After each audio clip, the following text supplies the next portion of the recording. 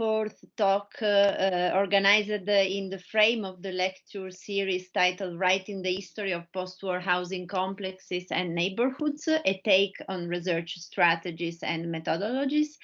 I wanted to remind that this series of talks was organized within the framework of the cost action, European middle class mass housing, as well as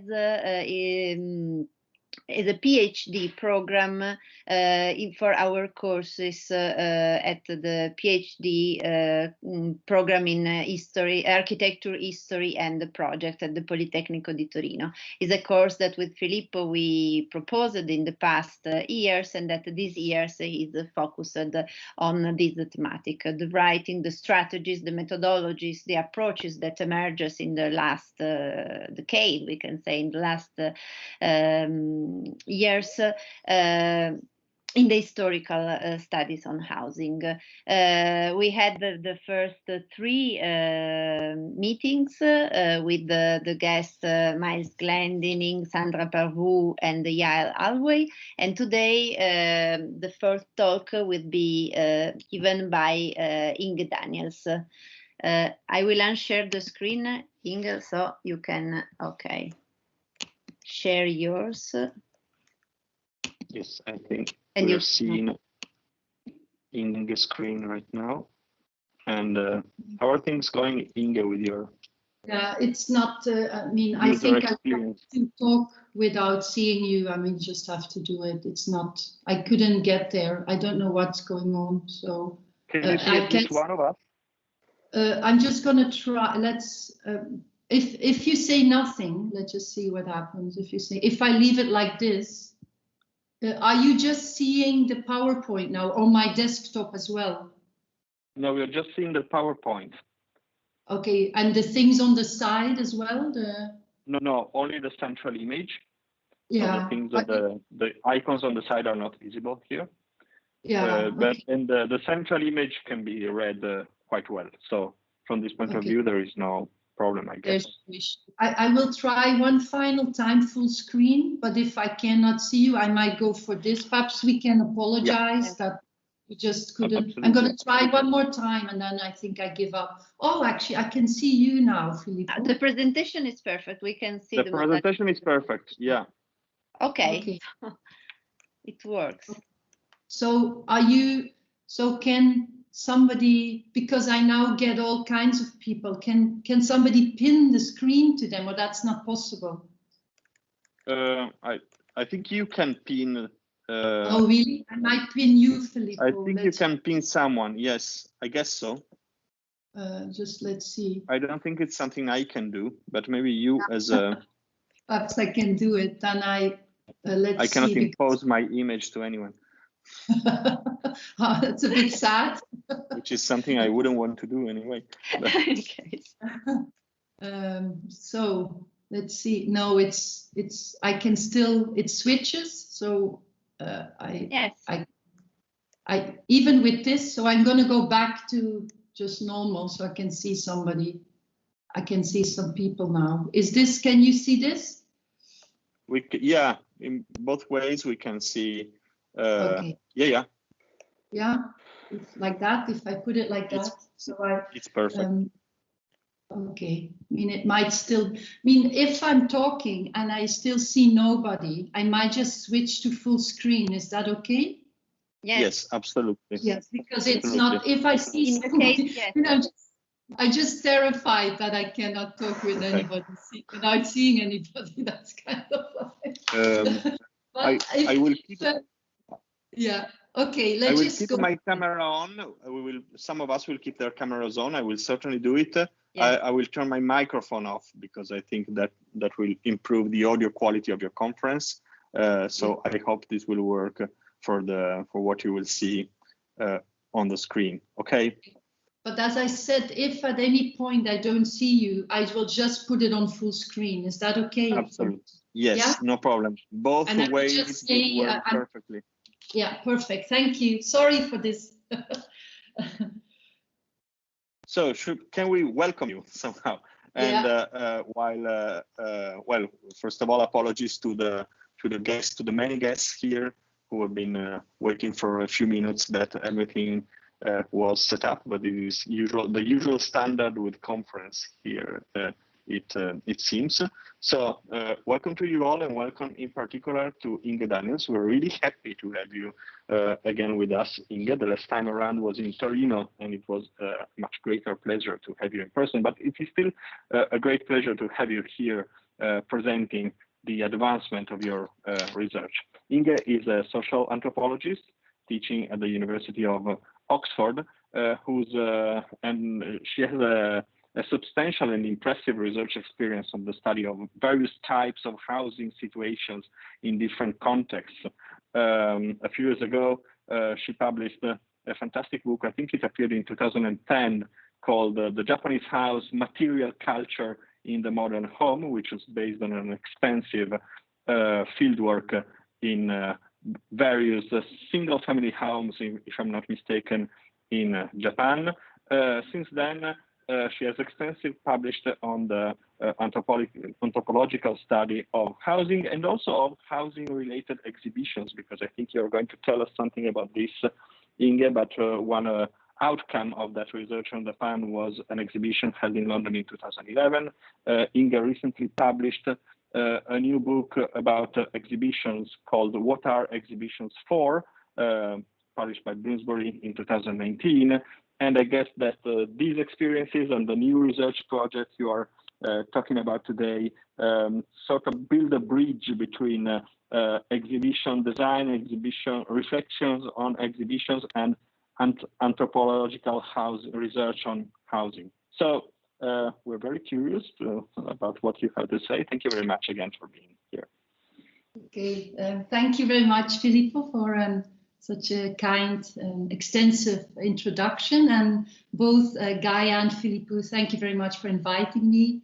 I'm looking forward to sharing my work with all of you present. We had a few problems, so I don't know if you will see everything well, but I hope it will go according to plan. And I hope that first of all, I hope you're interested in the issues I will discuss, but also that our discussion afterwards will be stimulating and enlightening for all of us. So today in this paper, I want to explore the untapped potential of exhibitions as methodological tools to create new forms of participatory knowledge with.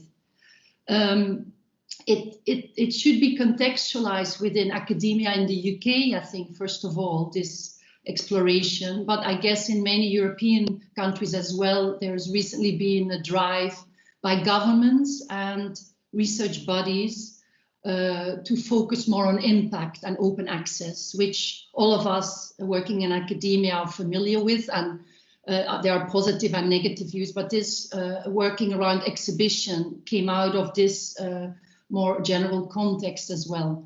So in this paper, I would like to question, first of all, the common view that exhibitions are, particularly for researchers, final products or final outcomes through which we disseminate our findings. So that's one question I want to raise and probably a challenge as well. And secondly, that exhibitions are kind of neutral arrangements of material culture through which we want to learn, teach things, or they're didactic. They have a didactic use mainly. So those are the two things the paper questions, but also it tries to reimagine exhibitions or reconceptualize them in three ways, and I'm gonna list them. So first of all, I would like to look at exhibitions as what we call democratic forums. So the stress is on participation, and this links with open access issues and other ways in which academia is changing. I think in my view, that's a good thing, but I know many colleagues have different opinions. So democratic forums and that stress, so that have participation at their core. This can be participation between professionals, but also, of course, with the general public. And the exhibition format is excellent for that, I think. But also, I want to stress that stress on participation also includes non-participation, subversion, critique. All those things can be included in these kind of forums, I think. So that's one way that one can reimagine an exhibition. The second one is seeing it not as a final product, as I said, but an ongoing process. And throughout my talk, I hope it will become clear what I mean by that. So an exhibition starts way before the opening of a show, and it continues long, long after. And that's actually a positive thing about exhibitions. And I hope to explain that with examples later. And then finally, my third kind of reimagining is linked with my own field of anthropology, but also other arts and humanities researchers or projects. I think that include fieldwork or more empirical research. But I can see also history as using exhibitions in this way. So I see them very much as examples of living ethnography, which means that the lived experience that we research or examine in the field, how can one bring that across in an exhibition? The excitement, the feel of a place, the atmosphere, all those things that often become lost in an exhibition. How can we keep some of those elements? But also include in these larger questions, how can we create exhibitions that reflect a variety of research, not only research linked with collections, if we think of museums, and with that very limited types of topics like collections and colonialism or collections and other topics. So go beyond the collection is one of my pet projects I will come to later.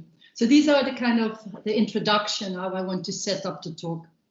So I'm just going to briefly say something about perhaps more historical about exhibitions, and it's very brief. And if there's anybody in the audience who is a specialist on this topic, they will probably find it not quite sufficient, but I'm happy to talk about it more later. So I think until fairly recently, I think exhibitions were very much seen as a kind of a standard form of one-way communication of information from institutions to audiences. So that was, I mean, this is again very blunt kind of summarization of a long history of exhibitions. And I think this is linked with two assumptions. One is that people go to exhibitions to learn, that there is an urge to learn. So we communicate certain information that people want to learn, but also by an awe of iconic objects like art objects or other objects. We want to be in the presence of these authentic objects. Of course, that is one of the motivations, but there are many, many others, multiple motivations. One of them is just finding a place to relax, which we see now in this context, the current pandemic very much, or linked with other consumption activities like tourism or shopping. So I think this is a little bit too one-sided, this approach. So that's one assumption. The second assumption of this kind of exhibitions is that people in exhibitions behave in a similar and routine way, if you want. So to summarize, one shuffles around in these spaces at a distance, looks at this place, is quite patient till the next person moves. Sometimes one comes closer, one looks at the text, at the detail, one sits down, one contemplates. But of course, mostly at no point does one touch any of the things one engages with or engage in a more embodied way. So that's, I think most people have been socialized in Europe and North America in particular, but all more generally in exhibitions in this kind of practice, I think. But of course, in reality, I think this is an assumption. We know very little about what happens in these spaces. And this became clear to me when I became interested in this topic, how few studies give you much detail. And again, come back to that later, what people actually do in these spaces. So it seems the outcome is way more important than the reception, like it is with many outcomes, I think. But this becomes quite problematic when we need to show to other institutions or authorities that our work has impact if we don't know, and we previously didn't care perhaps so much whether it had any kind of impact or not. So just to give you some breathing space, I'm going to show you another slide and link it with my own research. So I became interested in exhibitions actually now a long time ago, if you look at the date, a bit embarrassing, almost 20 years ago, when I did my PhD at UCL in anthropology. And that PhD was about tourism and the commodification of religious forms in Japan. As part of the PhD, I did a small exhibition at the British Museum, which I co-curated with one of the curators of the Japanese collections. And I put it here because I think that was a key example of exhibition as final product, which I've just critiqued. So that's exactly what this work did. It disseminated some of my findings from my PhD to an audience I would otherwise never have. So it was very exciting to do that. But of course, it had many, many problems, and I'm just going to point out a few things. So first of all, of course, still now as well, when one does exhibitions, lots of these problems are still around. I had to work with the infrastructure of exhibitions, which are these glass cases, these glass prisons, I've called them, or cages for objects that we have to work with. So we were given these cases, so that already cut down lots of possibilities. So you have to frame the exhibition as something you look at from a distance as a display. And of course, again, working with the British Museum, and as I said earlier, curators in their collections were key as well. So these are often fragile objects that need to be preserved, and this is linked with the glass cases, of course. But already I probably was seen as a little bit of a rebel, because lots of the objects I presented came from my own living and working in Japan. And they were often plastic, throwaway things, and the curators had a huge, difficult time, I think, categorizing these things within preservation categories even. So that was for me a first insight of how, when one works with a museum, that's a big obstacle if you work with a collection in that way. Because my things were actually everyday commodities that you could find and just get anew very quickly. But also it was a first attempt to work in a more participatory way. And I only later realized how important that would be. Because if you look on the slide, there's the two, so there is the pamphlet, and then you have two photos. The top one, perhaps you can you see my cursor? Is that, probably you can see it or not? Yes, okay. So yes, we can see. Yeah, so the top one where I'm now, if you look at this machine, which is a Purikura photo booth, which in the early 2000s was still very exciting. This is before selfies and very good camera phones on the mobile phone. So this was a machine in Japan that was used commonly, that we got installed in the middle of the exhibition, and visitors could come and look into the lens. It's like a photo booth, but I'm sure some of you know it. You can choose all kinds of backdrops. And then there were backdrops from Japan, backdrops from the British Museum, and then you could print these photos into little stickers and take home in a way we thought as a souvenir. But it turned out, and this is where participation, I think, is really fascinating. It turned out that quite soon, the museum staff got very annoyed and upset because people start putting these stickers everywhere in the British Museum. So they would have stickers of themselves, not only on the glass cases, but on these other cases all over the museum. So this thing was not around for a long time. We had to kind of stop it because there was no way we control this participatory activity in a way. But it shows, again, what I say earlier, this once one allows participation, there's room for subversion and doing things that the curator had not intended to happen. And this fascinated me. And then this was something, as in a way, a starting point to think about more participatory practices in exhibitions. And that's what the book that Filippo mentioned talks about in great deal, I think, as well. So I thought this potential for play as well. People were very playful doing that, and sociality, very social with each other in this exhibition context. So this is just an example I wanted to highlight. But now back to the exhibition format more generally. And of course, as I said, I gave a one-sided understanding. And I think actually in the last 25 years, there has been a huge development in this more participatory engagement with exhibitions. and particularly in the art world. And this typical modernist wide cube model is, I think, being challenged from all sides. Of course, this is this kind of optical distance between what's displayed and the visitor, while I think now, particularly in the arts, there's many more open-ended works that invite bodily and social interactions from the visitors. And one key example is this work by Eliassen. Perhaps some of you saw it. This was in Tate Modern in 2003 on display, the Weather Project. So it's a big, huge sun hung up at the Turbine Gallery, and people are engulfed by this atmosphere and quite bodily surrounded by it, so immersed.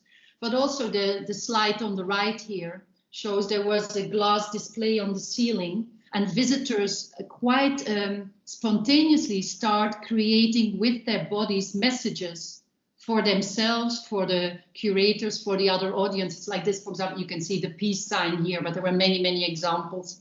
So it's again an example. Once there is this openness, the audience also participates and changes the exhibition, and that's this notion of process becomes quite important. So that's one development, but the other one is, of course, that since the 2000s, the internet and new technologies have become widespread, one could say. I mean, one could say it's still mainly middle-class use, but that's another discussion, but let's call it widespread. And of course, most people now don't access information like they did before, access and circulate information, but also they create identity and community in different ways if one wants to engage with that in an exhibition. And museums have reacted, I think, in two ways. Of course, expanded their websites and actively engage visitors that way. And again, this became very clear during the pandemic, I think. But also they have computerized the exhibition per se. And you see the bottom image there, the touch screen is a good example of that. Again, there's almost no research. I have a few examples that really looks at what the impact of these technologies are on what we try to do with exhibitions. One critique is often these technologies are very individualized, while actually people like to socialize in exhibitions. So that's one point. But also the touch screen is a good example. The research shows the moment you introduce touch screens, people are more interested in touching the screen and technology than in the content. The majority of people, only those who have personal connection with the research, will become interested in the content, for example. So these are just a few ways in which the field is changing, I think. But I think what's quite important that we now have these hyper-mediated exhibition spaces, which we know very little about, apart from that we move through them with our bodies in a way. So to test some of the things I was interested in, I was very keen to create a new exhibition, which was an immersive environment, which was non-digital on purpose in a way, because I felt we jumped to the digital without exploring actually what is done in spaces. So it's a non-digital exhibition.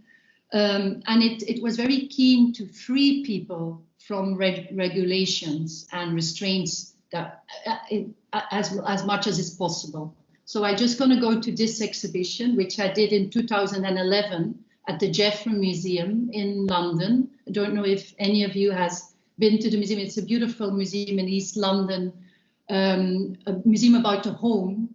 So it would be very interesting for many of you. At the moment, it's actually under construction. They're building an annex, and it's going to become a much more inclusive museum about the home worldwide. So for many people interested in housing or homes, this will be a key museum.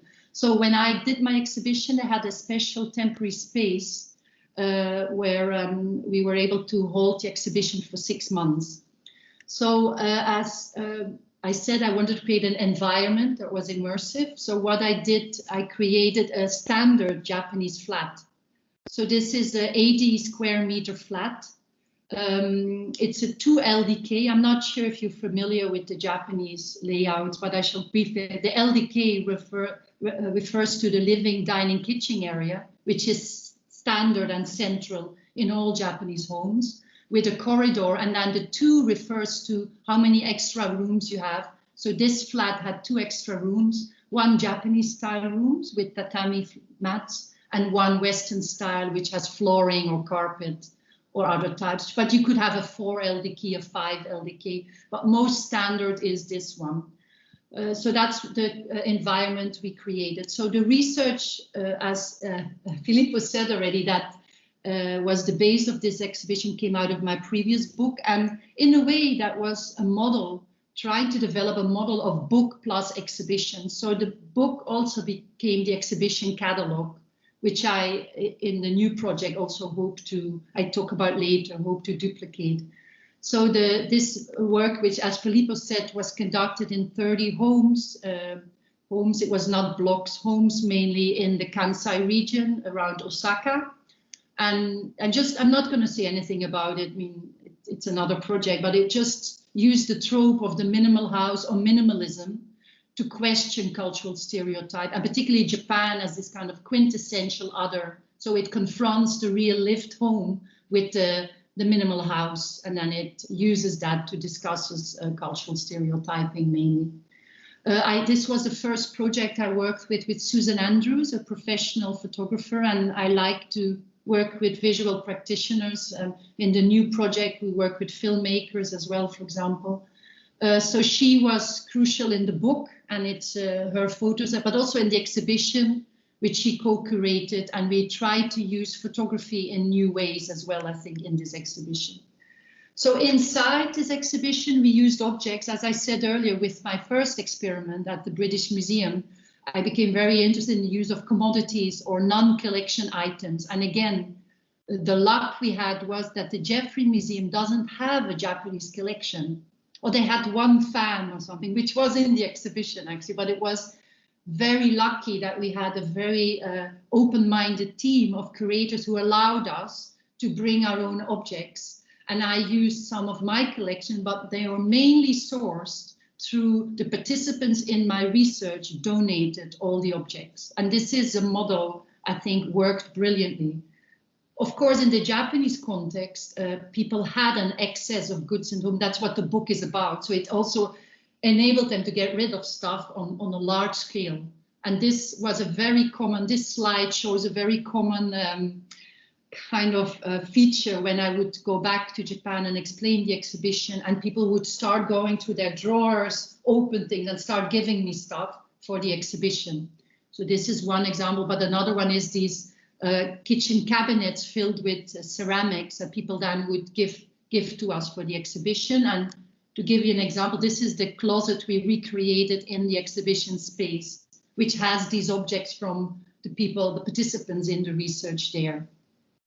So that's I'm going on. Just one example in which, while not having the collection there, we could really experiment with objects in new ways, and actually perhaps returning them to a more everyday lived existence of objects as well, not in these infrastructures that the exhibition has created for them, I think.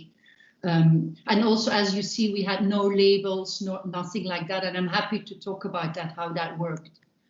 The other way in which we, I think, experimented was using photography, as I said, and particularly we've been intrigued by using life-size photographs, and some exhibitions have done that in the past, you see here.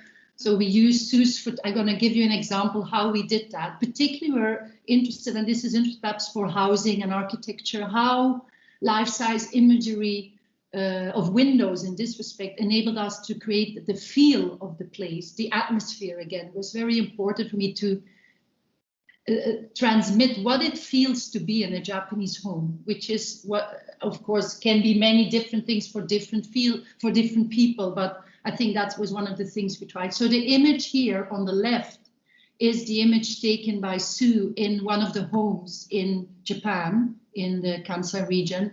We then made a light box only of the window, and this is in the exhibition space, the same window.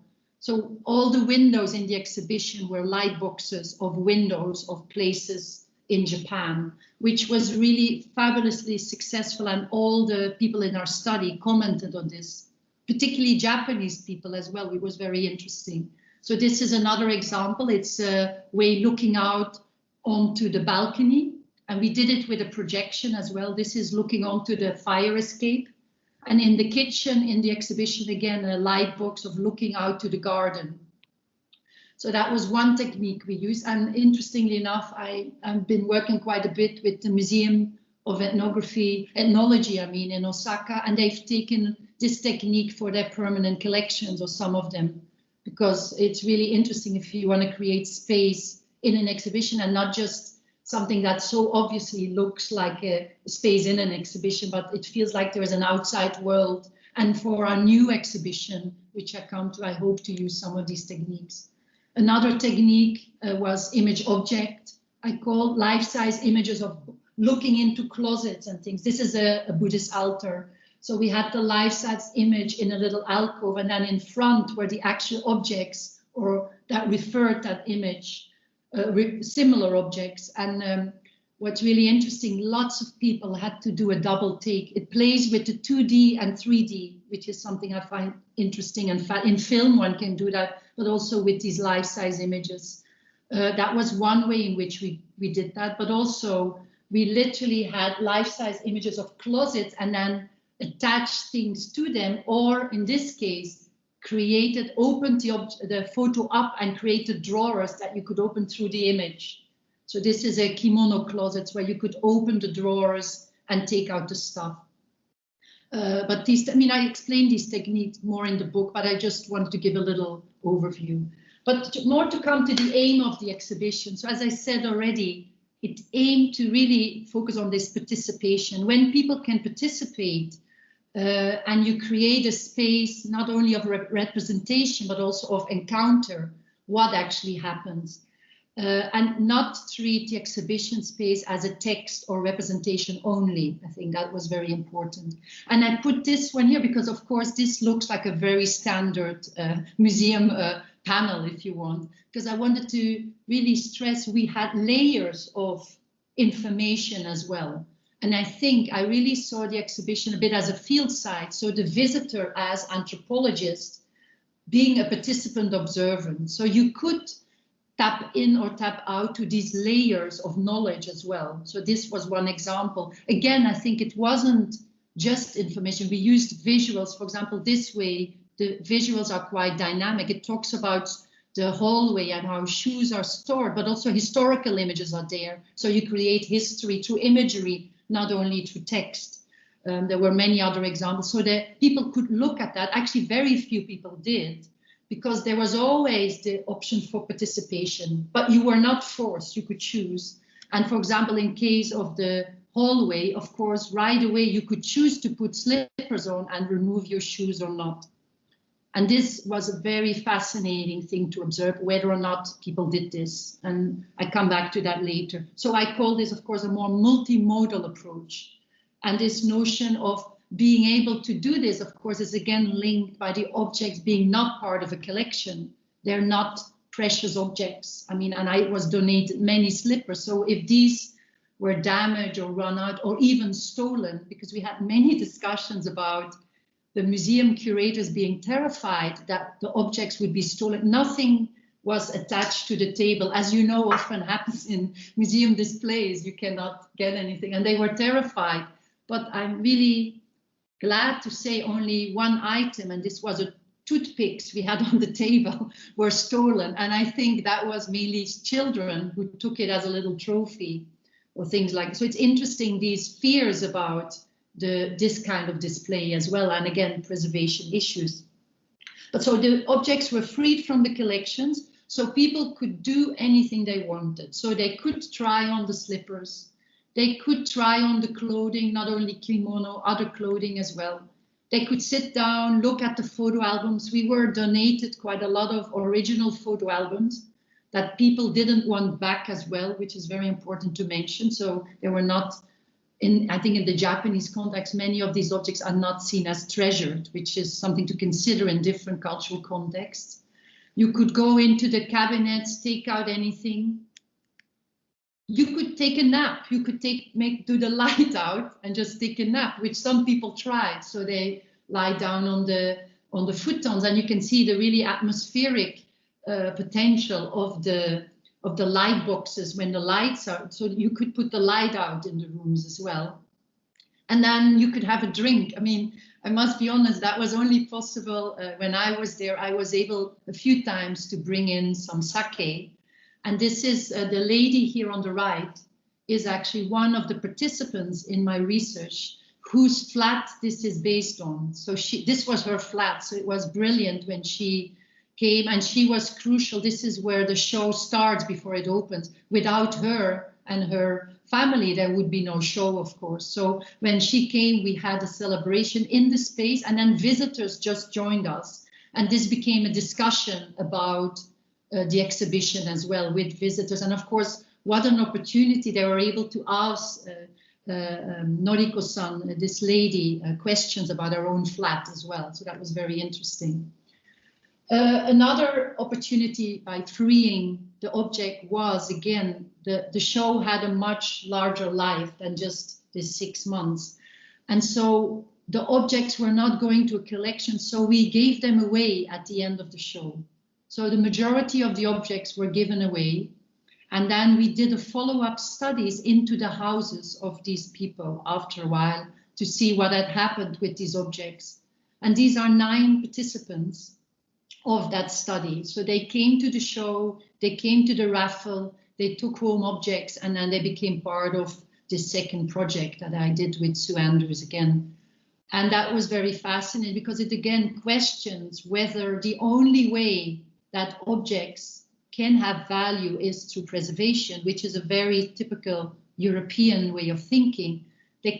My idea is they can have as much value through circulation and using up and in use the kind of values they create through sharing and creating relationships. Also them making them think about the people where this came from, because this is a display on the kitchen table in the exhibition.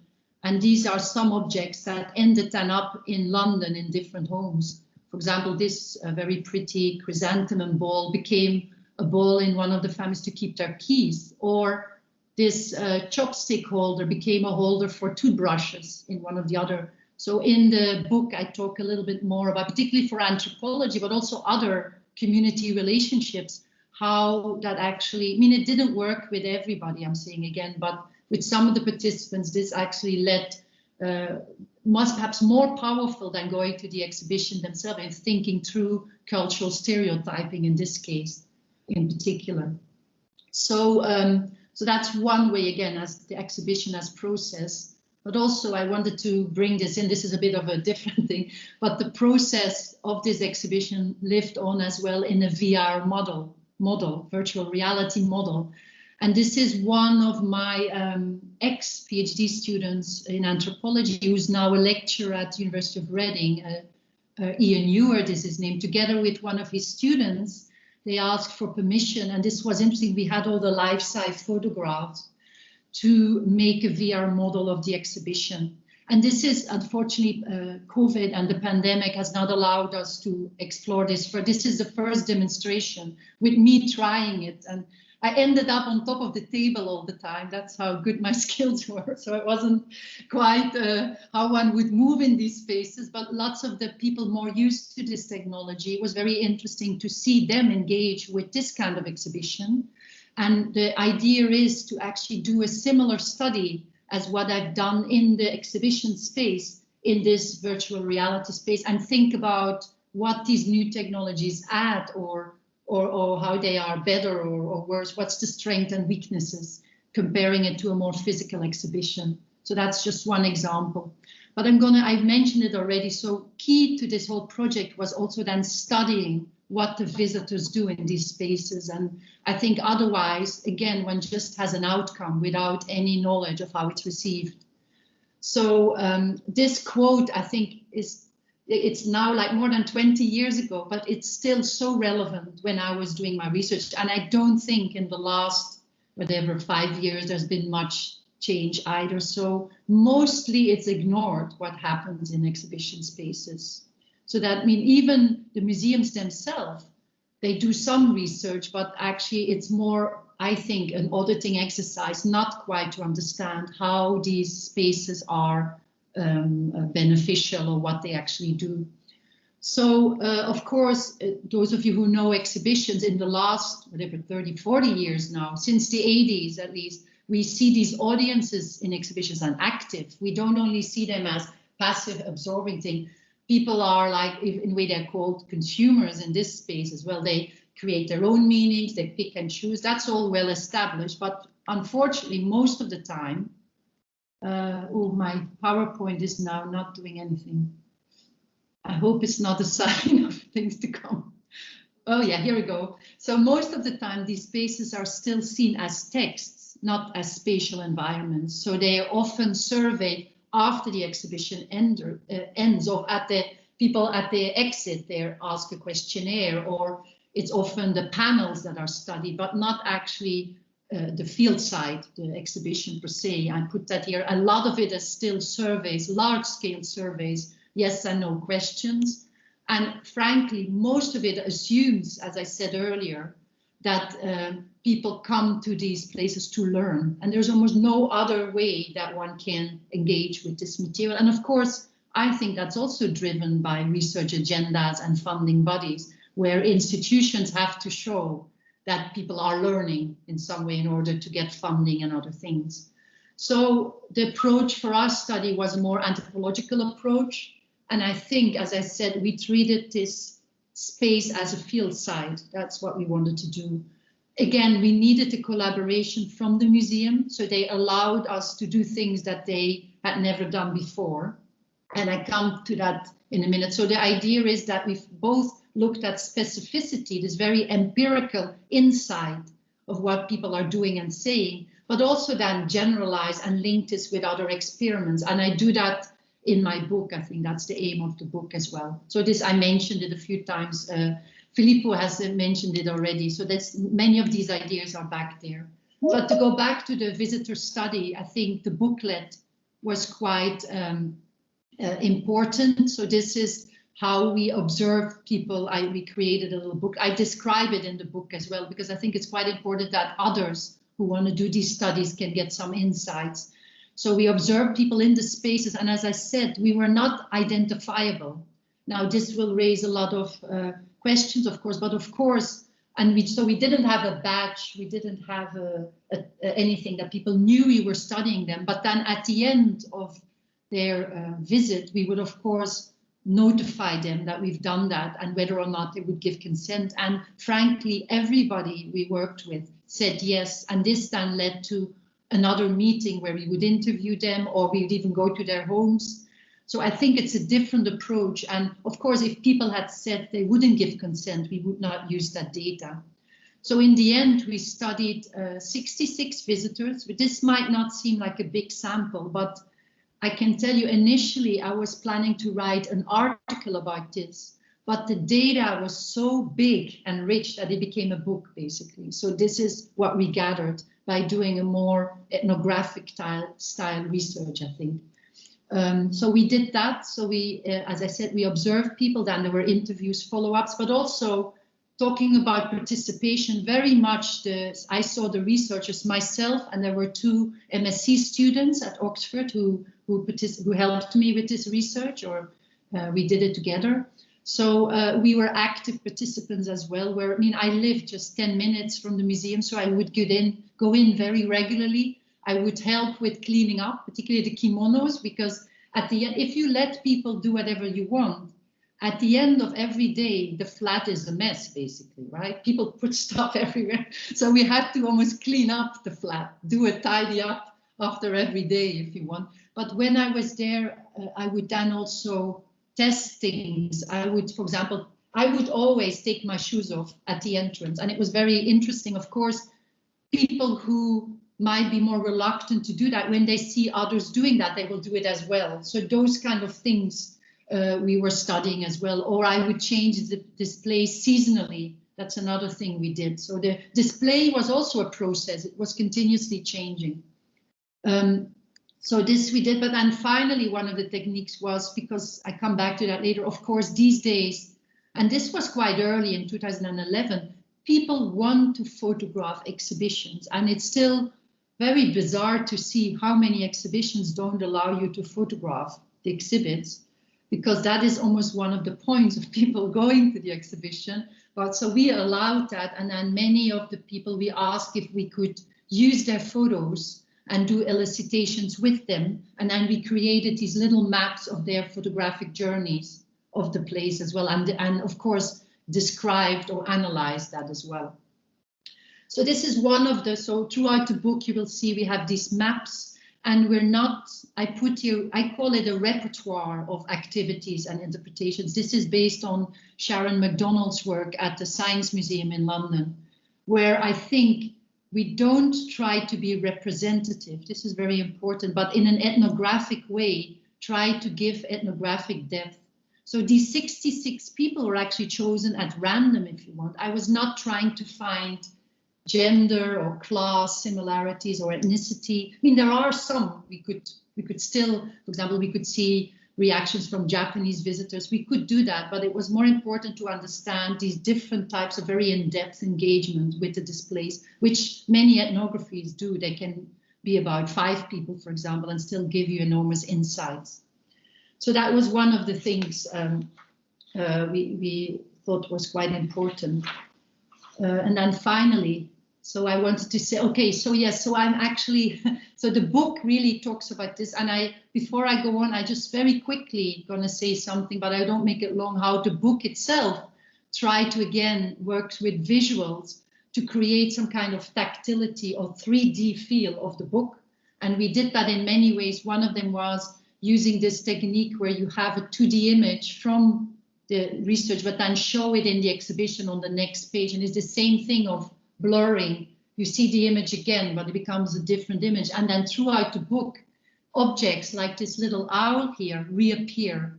So this was one of the objects raffled. So you see it here in the exhibition here, but it's also actually in the original image, if you can see it there a little bit.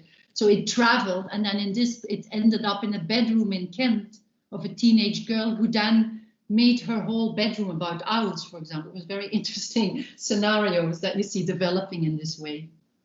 In the book, we also try to work further with this notion of looking in. I showed you the alcove of the altar, so looking into closets, looking into books, things like that. And then finally, we used the raffle study in these spreads of where the objects ended up and what happened to them. So now back to the findings. I want to say something about the findings of this research and then how I hope to take this further in the new project. So there were many findings, and as you see in the book, each chapter almost discusses one of them. But I want to focus on three things today. So one of them is, as I was saying before, this notion of sociality and how important that actually is for people going to exhibitions, I think still, whether they have technologies or not with them. So that was very important through dialogue. So people would often just talk about the displays without reading anything and relate it to their own everyday lives. But also there was this really interesting phenomenon of the guide.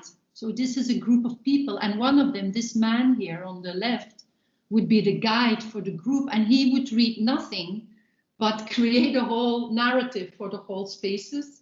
And this is perhaps particular because this was a person who had visited Japan or knew something about that context.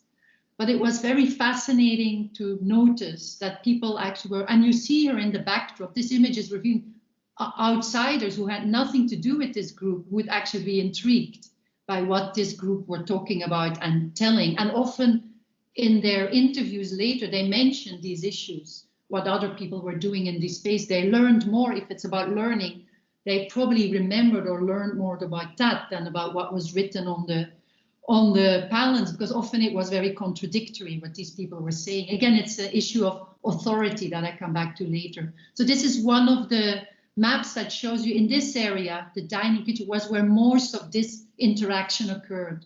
Interaction with each other, with the displays, with the dining kitchen, and here is where that cabinet is with the ceramics.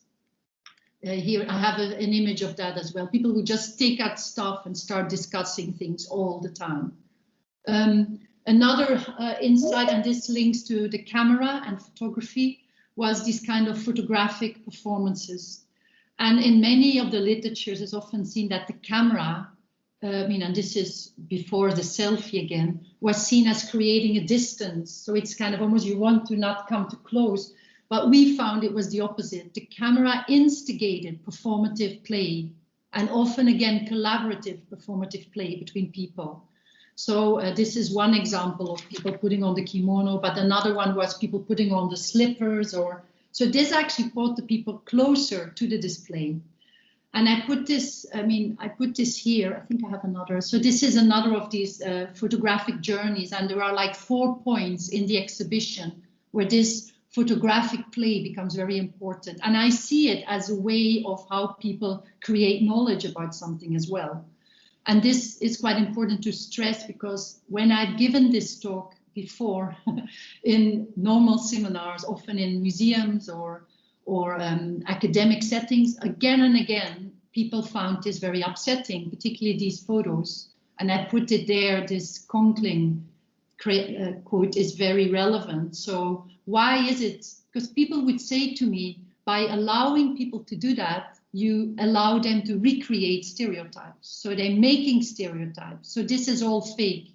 This is fake and stereotype.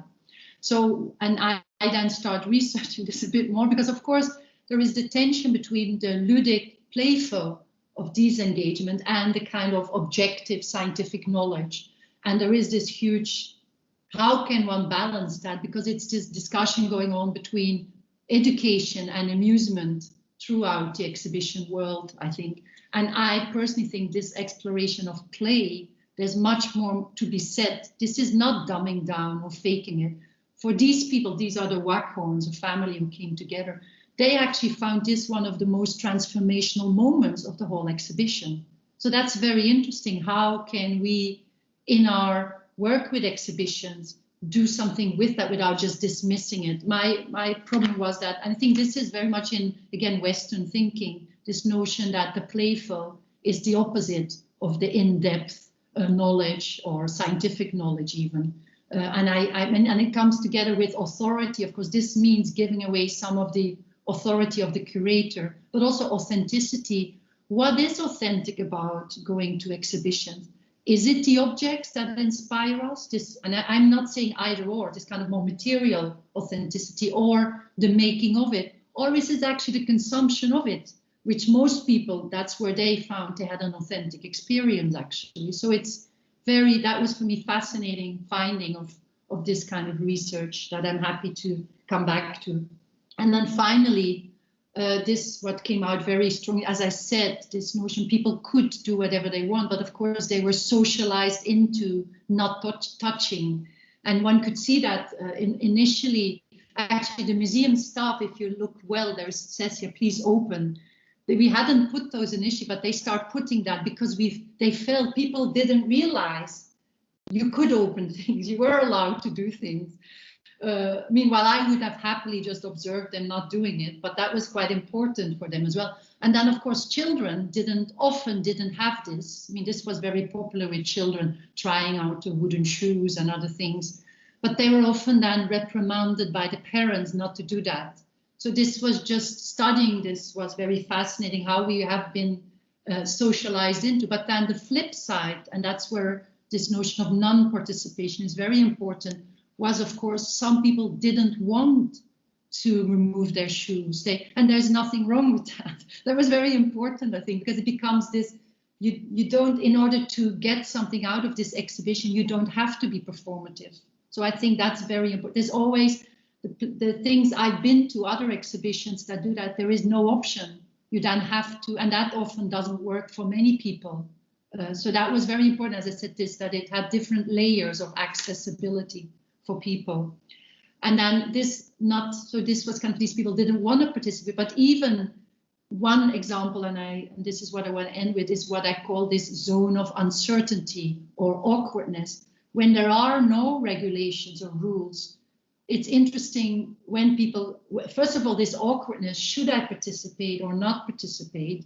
But also in this case, it was about different culture, but I can see that in many different, because often in exhibitions we're confronted with the other, whether it's people living in other circumstances, other histories, the past, and how one engage with that when we not just stare at that is very interesting, because in this case, this pink zone is right in front of the Japanese style room. And if you look, it took this particular person 3 times they passed this room before they went into it. And this was common.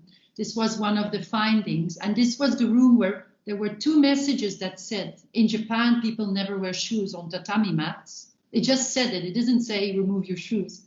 And it said you are entering a Japanese style room. Japanese people do not wear shoes inside their home, and they even remove slippers to walk onto these mats. Now, this meant nobody walked in right away, and this is into the notion of taboo and what the awkwardness of being confronted with something we don't know. But eventually, most people walked in, and there were many different strategies. Most people first watched the film and walked in, and again, the exhibition was not judging that, but it was just fascinating to see how are there ways in which we can explore that more if we want people to learn something about others or otherness, and that can take many forms. It's not only cultural stereotypes, I think. And in our new exhibition, I hope to engage with that. So to conclude this section, because I realized, we started a bit late. I have a few more minutes, I think I have, yeah? So I just wanted to highlight, so of course, the effects of an exhibition are to some degree always unpredictable, I think. And we saw that as well. Some things and that's why in the book you have both the making and the reception. And not everything we had hoped for, of course, happened. But also the unexpected, that was almost the biggest thing, the surprises and the discoveries for the people in these spaces and for us. I think the curators were actually the most interesting about this research. But also it did have an impact. It did make people change, even in very small little ways, I think. And that's kind of what I took away from this. And also, I think that's why this exhibition, and I put this here, not to boast, I hope, but just to show we have, most of you who are perhaps not in the UK, we have now the dreaded impact case study, which departments have to make these. And this was the first time in 2013-14. And as you see here, my study became an impact case study. I think that's quite interesting because of course, we've done the study, but also because we were interested in because many of my colleagues did interesting exhibition, but they couldn't show that there was any impact. And that was never an interest anyway. But for me, this actually didn't lead to creating more impact case studies, but kind of thinking, okay, if it says here, impact is making a difference, can an exhibition then make a difference? Perhaps when one links it with more political, important issues today. I mean, of course, cultural stereotyping is important, but I think particularly thinking of housing, which is an interest of mine, I wanted in my new project to explore that more. And I was saying to Filippo when we talked, the key to that new proposal was to make the exhibition central from the start to the whole research project. So there was no research project without the exhibition. And I'm going to talk a little bit of course, I must say, so this, that's the next slide. So this is the project called Disobedient Buildings, and you can find more of it online on our website, which is funded by the Arts and Humanities Research Council. So they were interested in exploring these issues as well. And it's for 4 years, and it started in January 2020. Now I come back to what that meant in the current environment. I will talk about it as if there is the ideal and what has happened since, but how we conceptualize this project is that it looks at the exhibition as a process, a democratic forum, and this notion of difference and impact, but sticking as well with what I said, making it participation at its core. But I say a little bit more, the project then focuses on housing, and particularly the backdrop is the last 10 years or so, all these incidents all around the world in which high-rise buildings have become very visible as unsafe spaces, particularly Grenfell in the UK, but there are many, many examples elsewhere. So the project tries to look at the impact of particularly neoliberal reforms on these kind of aging blocks in 3 different European countries, the UK, Romania, and Sweden. That was the initial plan.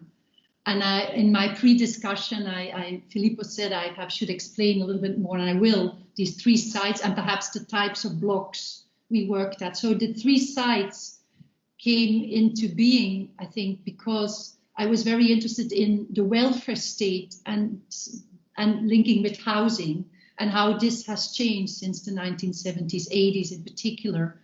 And then in these 3 different countries, I see them very much as 3 different types of welfare state, of tropes, you can call them, very general. So the UK would really stand for this kind of a welfare state where the social contract that was very strong in the post-war period between the state and the citizen has deteriorated through to marketization and the market, if you want.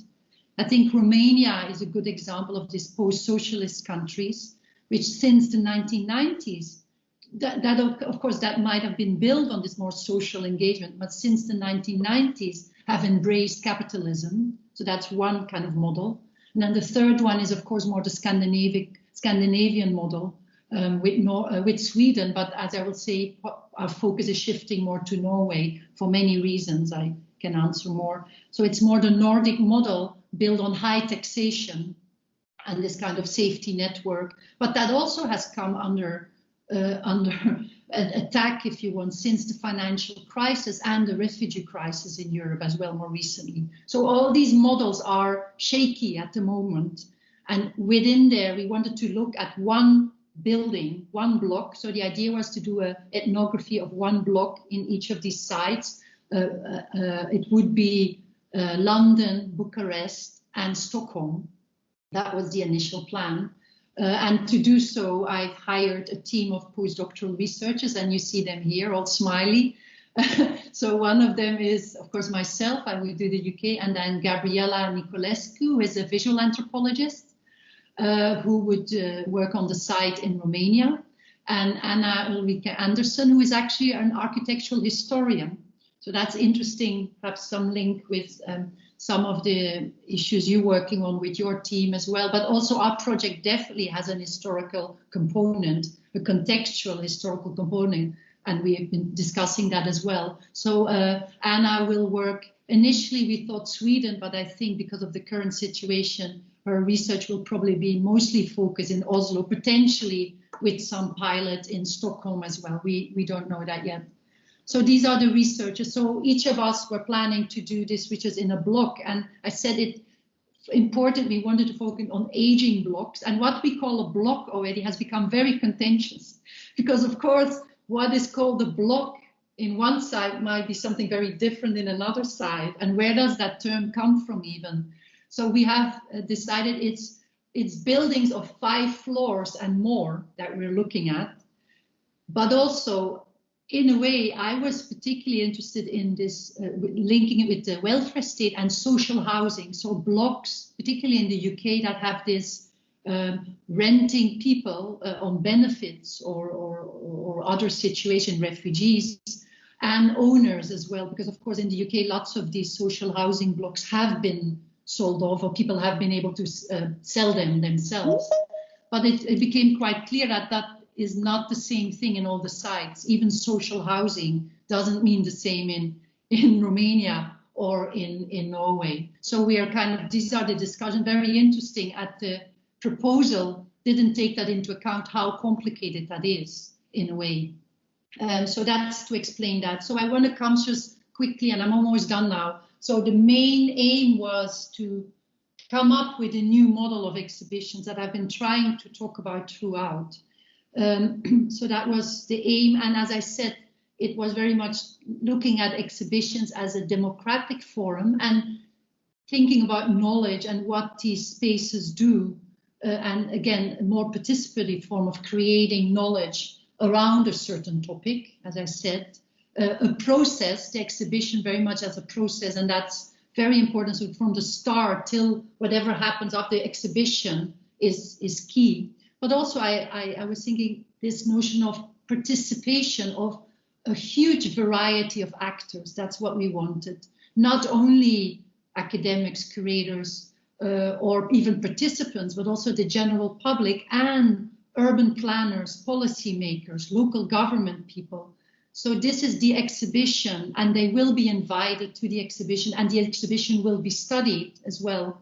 The exhibition itself is also driving that link perhaps to other kind of making a difference. We have ideas about how potentially to do that, but this project is a test case for that, and we hope to come up with a model that others then can use in their research projects. And I just put there the different phases. So the exhibition, just to explain what I mean by the exhibition being central. So during the phase of empirical research, which we are in now, from the start, the exhibition is crucial in recruiting participants, then also discussing what kind of data, what matters to them, what kind of exhibition they want. And this is crucial to involve people in the institution. The exhibition, I should explain, the main exhibition would take place in London in a big institution, and then there would be potentially traveling exhibitions to the two other sites. But the project has included this exhibition in London. So that's one way, but also during the analysis phase or constantly the exhibition will be key. What we're writing is not different monographs, but an exhibition catalog already. Again, creative collaborations throughout with different actors, as I said. But as I said already, once the exhibition opens, inviting those people to the exhibition and also study their reactions to it. So the exhibition, so it's not just having workshops with policymakers, but those also become participants in the research. And then finally, the study. So it comes with a visitor study based on the study I've done in my previous work. And as I said, again, we will study, and that will be some of the findings, but also the stress again, not only to have more critical debate, but also to co-create some kind of interventions that might have a direct benefit on these dwellers in these buildings. I think that's a big plan we have. So now I want to end, and unfortunately I have to mention this C word. So a big question mark there. So of course, this was all set up before this pandemic hit us. And I must say, I'm very honest, our project has been hugely impacted by this. And it's a bit sad because this was a huge opportunity for me, actually, to consolidate with these amazing other research. We have a larger team. We also have visual practitioners, filmmakers, as I said, photographers, people working on the website. So with this large team, to do a team ethnography, so the ethnography is, we work as a team, but we now actually, our ethnography was supposed to start in May 2020. So, and we only got clearance from the university in July to do any kind of field work. And unfortunately, the postdoctoral researchers they were stuck in the UK, so they could only leave for Romania or Norway in whatever, July and August. So we're only just in the site now. And as you can imagine, fieldwork is not what we imagine fieldwork to be, particularly not inside people's homes, which is a main part of this work. So that was all a bit of a blow to all of us. I'm sure many other people have similar stories. Also, the discussions with the exhibition venues have been affected because I had two venues, the Museum of London and the V&A. We were in discussions quite well developed, but that has all frozen at the moment. People cannot make commitments, but we have not given up. There will be an exhibition, but it might be, we are thinking perhaps different smaller pop-up exhibitions or an online. We're at the moment we don't know, but the exhibition is still there. And then finally, to end on a positive note, this has forced us to think about new ways in which we can do research in this climate, but also do exhibitions. And this is what we've been actually the past 6 months or 3 months, 4 months since we were in lockdown, have been focusing on. And some of you who looked at our website might have seen this. So we've been developing these packs. That's the first stage of this new methodology. It's not new in a way, others have used packs, but I think we want to really tune into the current climate of people being stuck in their homes. And these packs are tools. They're very low key, no digital technologies yet. They draw on this notion of the craft and taking time to do things, but also to reach audiences that are not digital, the elderly, people with disabilities, many people that you cannot do a digital research with, because lots of colleagues in anthropology, at least, I'm sure in other social science or history even, are starting to do digital research. And I can see there is many ways in which that can work, and colleagues are doing that. But if you start a research from scratch and you never have met your participants, I personally think this is not something we've been able to do yet. So the packs are actually our way to create relationships of trust with people from afar. And we are now in our second batch of packs, and the first batch, I think, have been hugely positive. And I was saying, actually, I feel I know my participants better sometimes than when I do normal field. I've met them several times already before meeting them.